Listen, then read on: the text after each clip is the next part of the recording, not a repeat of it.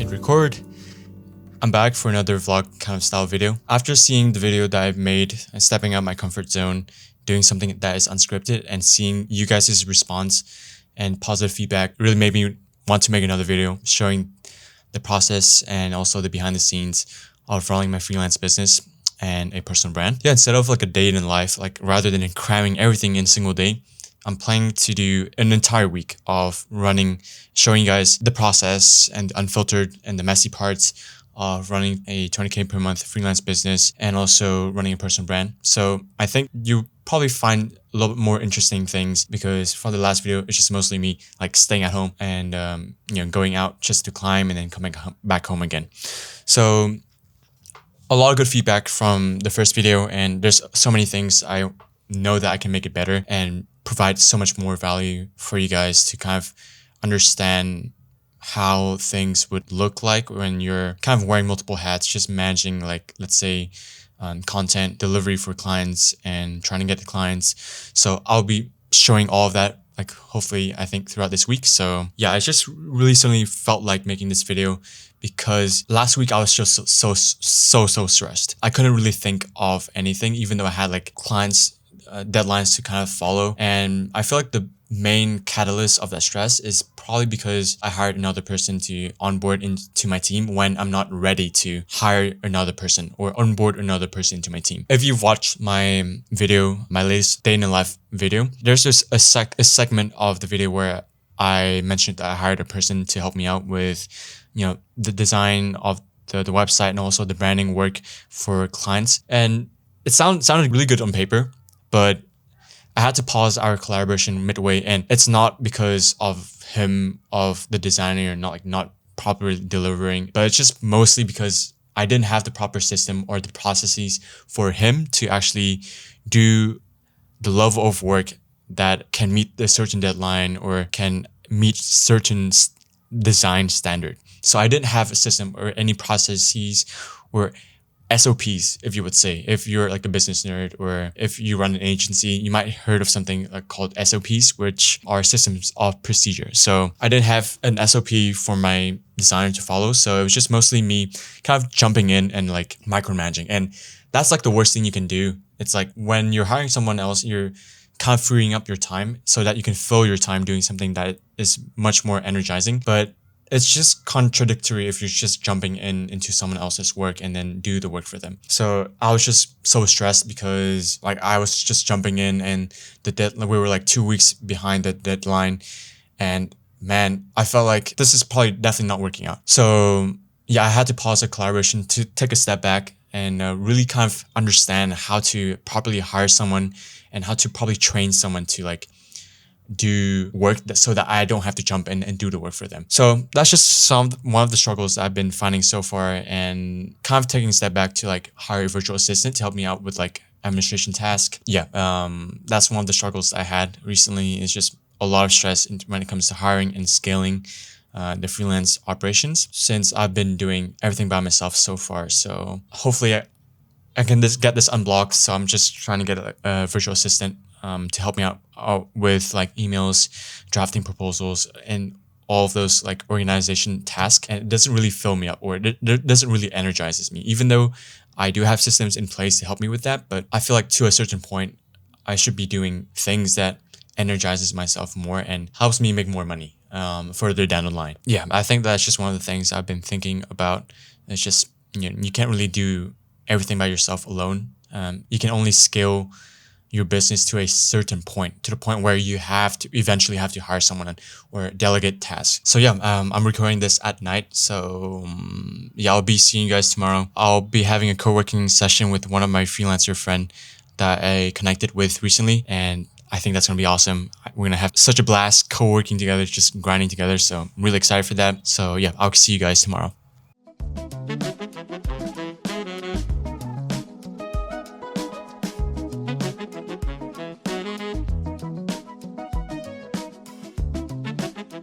Okay, good. Okay, let's just do incognito.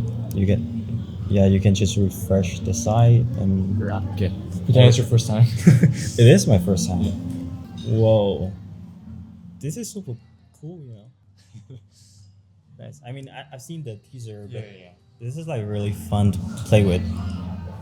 Oh, I love the button hover. Like there's a little animation on the On the arrow. arrow. Yeah. I'm glad you noticed that.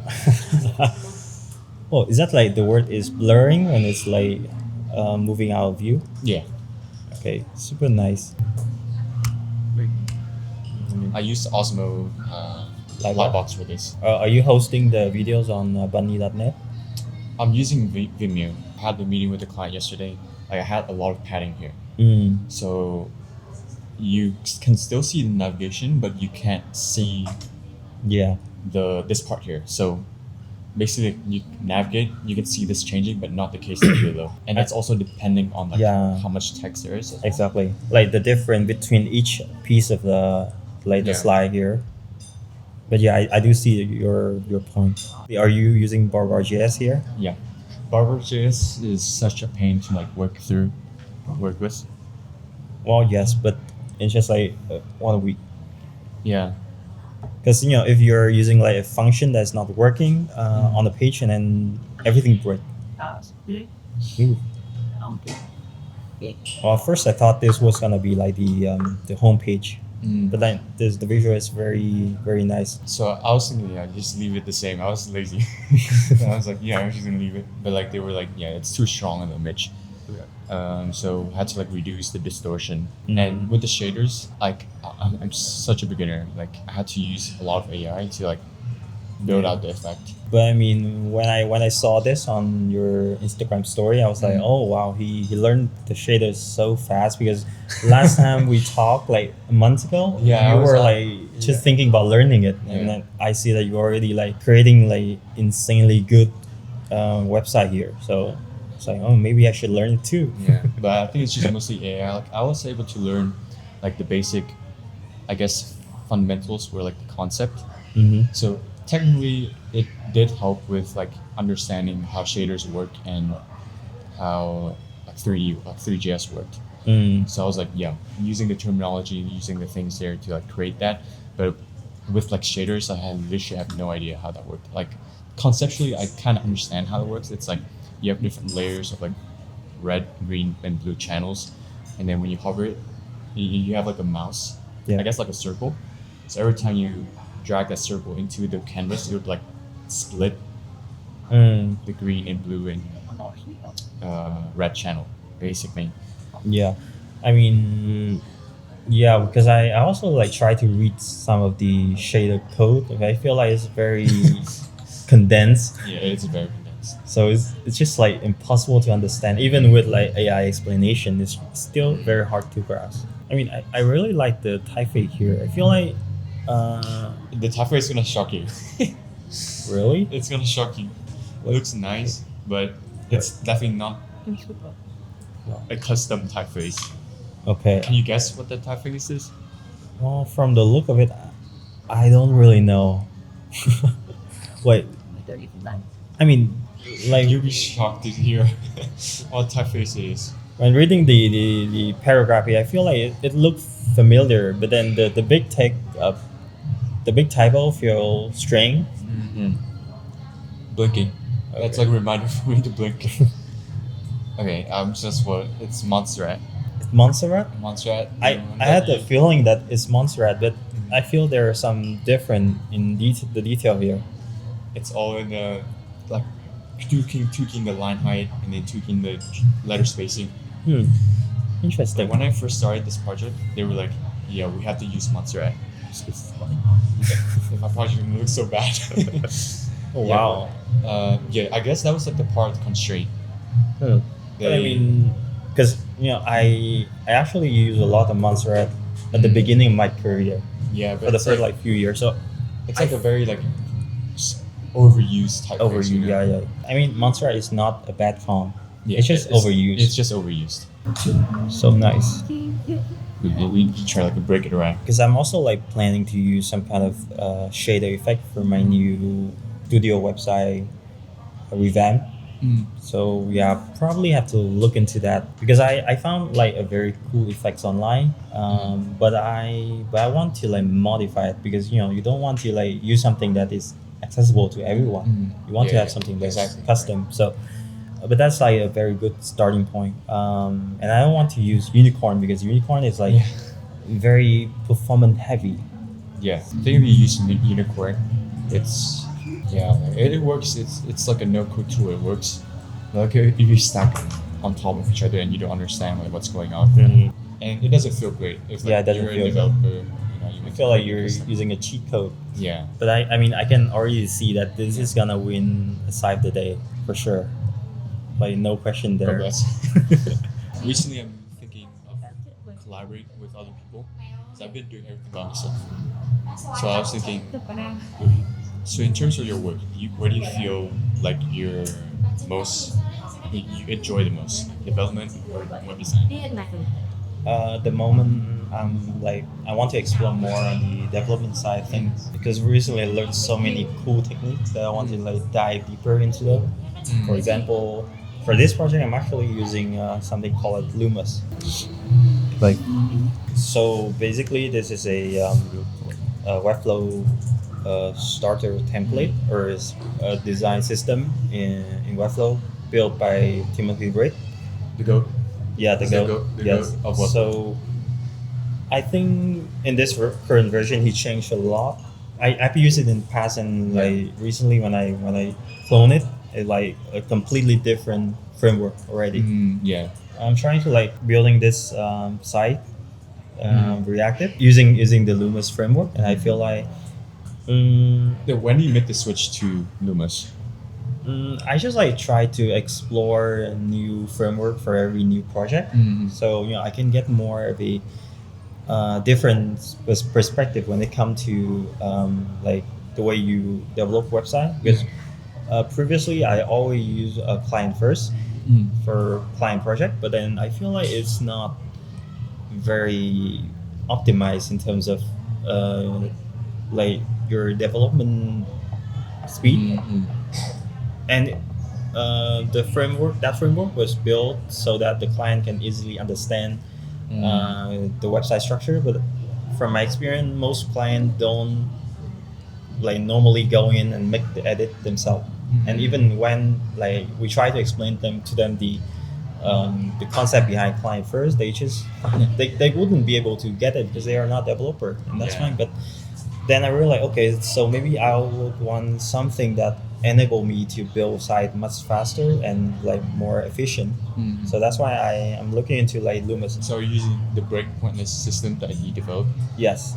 So everything is like using a clam like variable. For example, the spacing value here are like for the font size, he's using like a clam value. Right. So everything is calculated based on the viewport and also like some predefined value.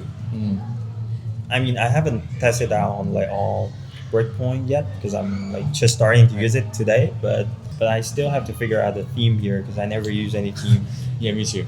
The theming is I would say it's pretty overwhelming. Yeah, I rarely do like themes. So, but I never had any clients asking for like theme switches. So, Yeah, and save. because I think I will start a project where the client want to have the ability to switch the theme. Yeah. So I have to have a look into these anyway. I can show you how I do it. I used the exact kind of Lumus setup that he did. So you actually have a lot of flexibility with this. I'm not sure if it's within the current system that he has right now. So basically what you do is just using the predefined values in the style guide. So utility functions. So H3, H4, and you can predefine like, the type scale here. I think with this one, it's a little bit easier. Yeah. Sometimes with the custom values, if you're like too deep into the project and you have so many pages, and then you're using like custom values, you might like lose track of it. Yeah.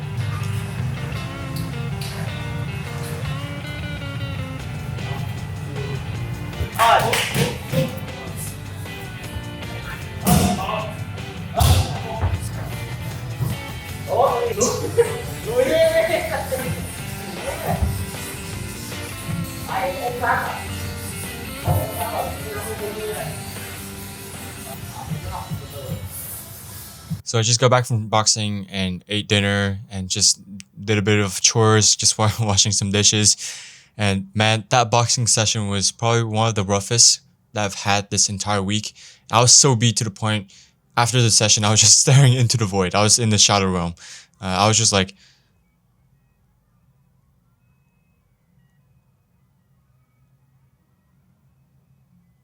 I was like that for like 10 minutes or like even 20 until I was like, okay, yeah, I gotta go home. But anyways, today's Friday, just gonna take it easy. I actually want to show you guys one of the projects that I'm working on for a really, really cool client.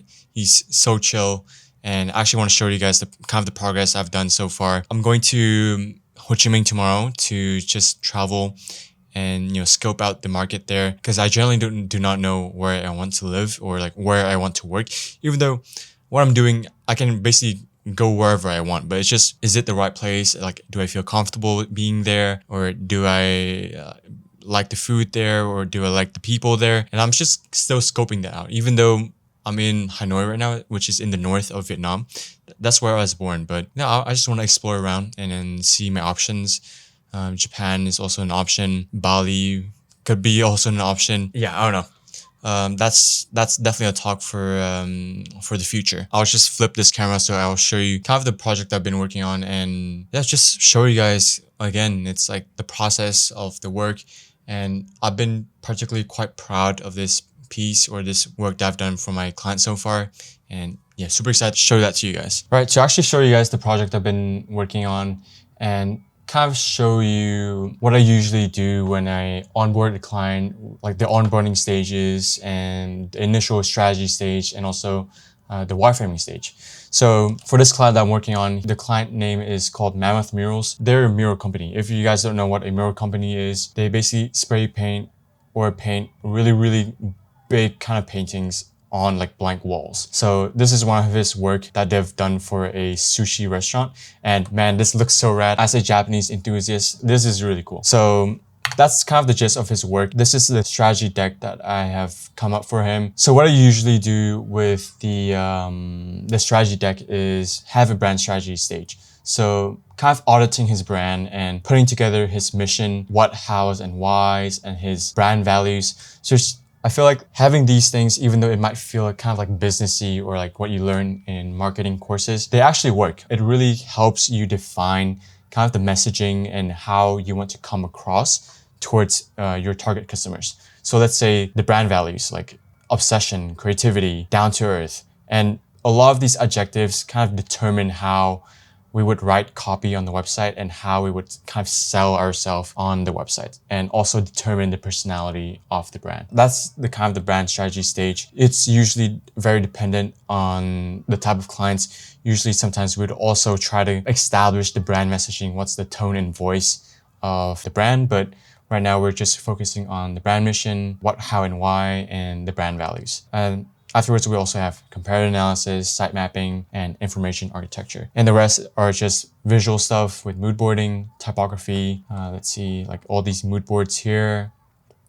We also have decorative elements, colors, typography, and yeah, logo identity and the visual applications over here. So one of the things I actually want to share to you guys to kind of reduce the revision rounds and also kind of the scope creeping. Because a lot of the times, if you don't determine a strategy, a proper strategy, where both of you are happy, you are very likely to have some kind of conflict with your client where they would kind of micromanage you, and then they would tell you, yeah, this color is still not it, or they want to change typeface. So number one, this strategy deck would help prevent that. So you jump on a call with the client, walk through each of these items on the strategy deck and making sure that they're happy with it. But the most important thing is doing your research before you come up with a strategy deck, before you do any kind of design. Really understanding the client's brand, their situation, and also the problems and their goals to actually come up with something that is solid, that is very business and outcome oriented, rather than just something that looks cool. Usually how I do this is having a brand questionnaire. So I have this brand questionnaire that I've done for my client, and he filled this out. It's basically part of my Freelance OS dashboard and in the client portal. So in the client portal here, I have the onboarding steps, which include, let's say, the brand questionnaire here and other things. The key focus here is the brand questionnaire. Before you do any kind of design, before you do any kind of the creative stuff, make sure you have your client fill out a kind of a comprehensive brand questionnaire. They would answer questions about their business. So like what problems they're solving for their customers, why they exist, what's the story, and like why do customers choose them? Just a lot of questions that are not usually covered within the discovery call. So if you have clients fill out this brand questionnaire before you start anything, you have a lot of information to work with, a lot of hidden gems that probably is not mentioned in the discovery call. And once you have this brand questionnaire, you have a lot of leverage. You have a lot of foundation to work with. So what I usually do is like kind of export this page as a PDF and then put it into ChatGPT to give it context about the project. And you can kind of just use ChatGPT as a partner to also help you draft the strategy of the website and the brand as well. So that's one of the things that really saved me a lot of time, and making sure that the strategy I've planned for my client actually nails the business problems, that actually solves the business problems and actually help them move towards a goal. So that's kind of the process to move to this stage. That's just kind of how this looks like. Really proud of it. Here's also the design as well. It's very focused on very big typography and a mix of this contrast between legible elements and also decorative elements. So like spray paint here, this big typeface. And I think it just matches well with their brand. It's called Mammoth Murals. So literally mammoth typeface. So yeah, we got a few pages here. And yeah, we're just wrapping up the wireframes, adding the visuals now, and the final colors. It's been so fun to design this website here. Yeah, I'm just super excited to also bring this to life with code and animations. Really proud with what I did here. And also the designer that I've also worked with, he designed the logo, which looks so awesome and aligns so well with the brand. But yeah.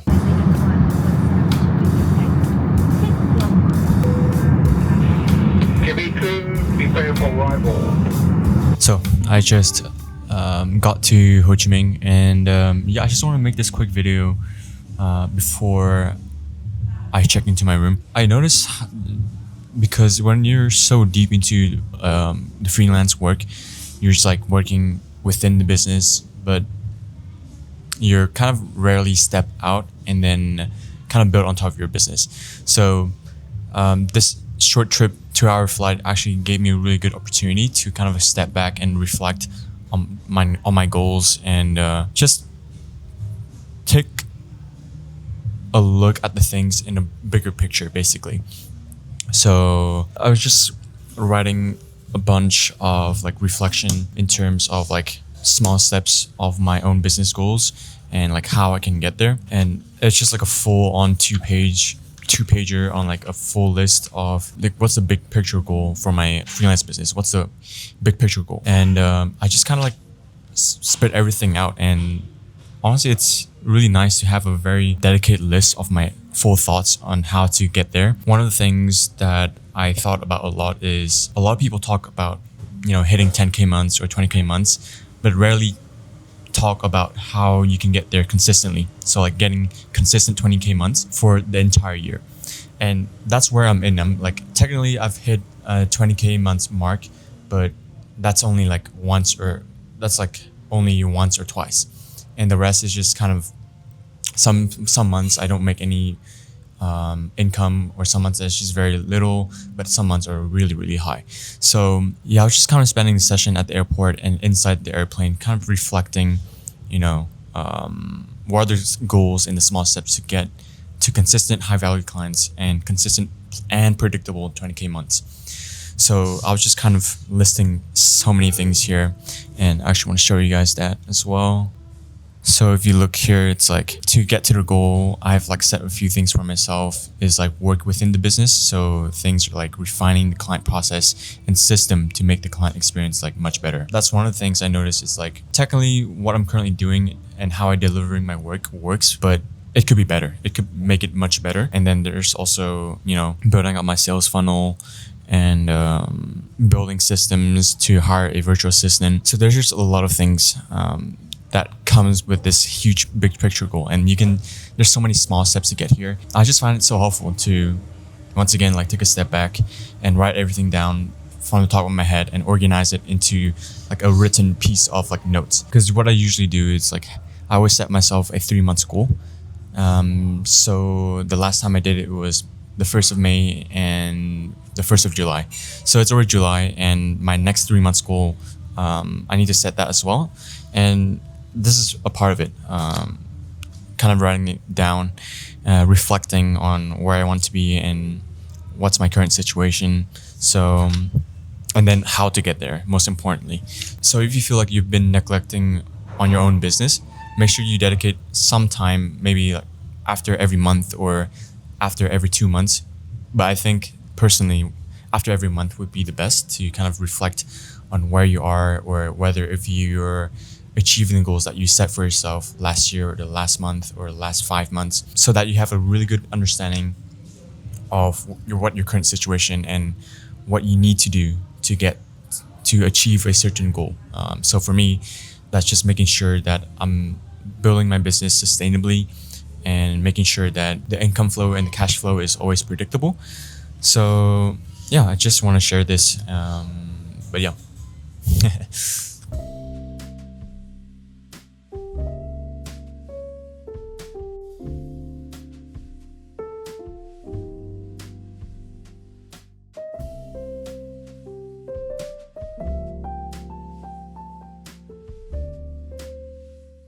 Right, so I've been traveling and working at the same time in Ho Chi Minh City for a while now, for almost a week. And well, to be honest, I kind of miss my own setup. I kind of miss my desk, kind of miss my monitor, kind of miss my entire setup, or just my home. I feel like the term, or like digital nomad or freelancing, is very sometimes over glorified, where you can go wherever you want, you can travel wherever you want, and you can bring your business with you, basically. The more I've done it, I realize it's not for me. I felt like I'm someone who thrives a lot on routine, and whenever I'm thrown out of that routine, it's hard for me to kind of adapt and get back into like a more stable kind of mental clarity. Yeah, while it's been really nice to kind of travel and kind of explore new things while running the business, I feel like I've been losing a lot of focus, especially when you're thrown outside of routine.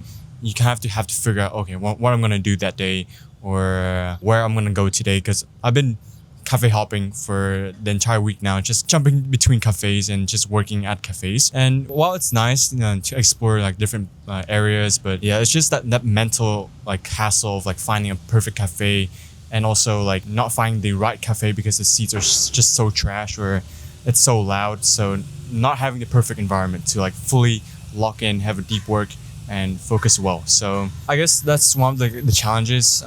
Like it's honestly, now I think about it, it's like either like I travel for the sake of traveling, not necessarily travel and then work. So it's either travel or work. And when I do work, it's probably going to be at home on my setup. So yeah, that's just some of the things I realized. If you guys are considering like doing freelancing, or you find that you're someone who thrives from routine and you would love to travel, but you love your setup, so maybe that's some of the things that you have to consider. But yeah, I think I'll just leave it as that for today's video. It's getting so sunny right now. But yeah, thanks so much for sticking around. And once again, all the templates I've shown throughout this entire video will be in the link in the description. So thanks so much for sticking around as always, and I hope you guys are really enjoying this new type of content. I've been finding it really enjoyable. It's just kind of that capture my life and reflect about my like process on camera. So once again, if you're stuck all the way till the end of this video, comment freelance, and yeah, I'll see you guys in the next one.